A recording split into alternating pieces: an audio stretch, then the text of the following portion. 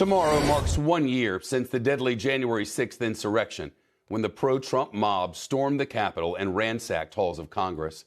As of today, the Justice Department has arrested and charged more than 725 defendants in nearly all 50 states and the District of Columbia. That's new info from the Attorney General, Merrick Garland.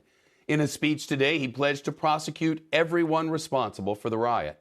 The DOJ calling it the largest investigation in the department's history. The actions we have taken thus far will not be our last.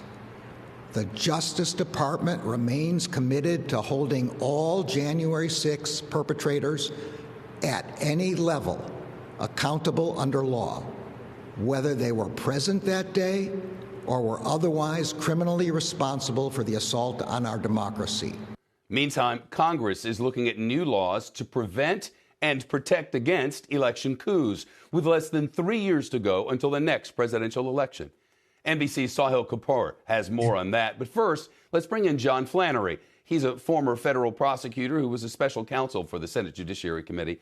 John, thanks for coming. The Attorney General pledging to prosecute everyone involved. Is that enough?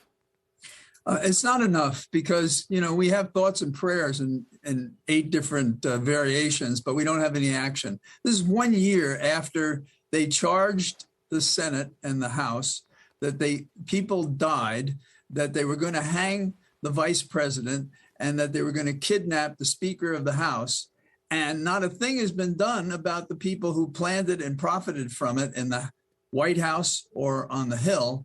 And frankly, I don't think people gave much credibility to what the Attorney General said, because he's appeared indifferent to the bigger question. As a prosecutor, you always lean on the lower people and kind of a pinnacle to get at whoever's at the top. And that, in this case, is Trump. He's the one person who profits from this. That's the investigative hypothetical that you would use.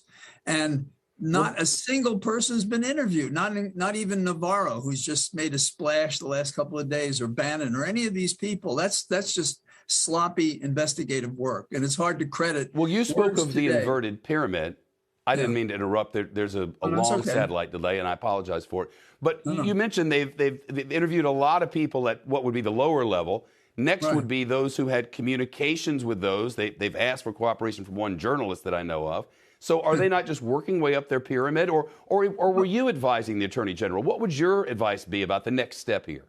Well, my advice would have been to interview key rioters that appeared to be cooperating with people in the White House and on the Hill.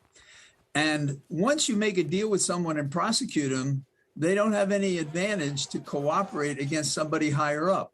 So the pyramid in a normal investigation is to pay people who are lesser offenders, in this case the rioters, to get more important people. That never happened. And in fact, it appears that an extraordinary effort was taken, in essence, to immunize the upper people by getting the lower people.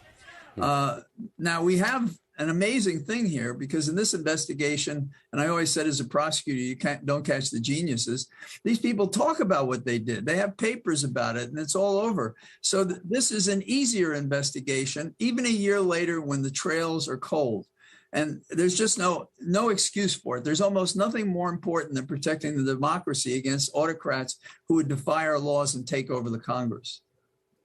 John Flannery, thanks so much. Appreciate it.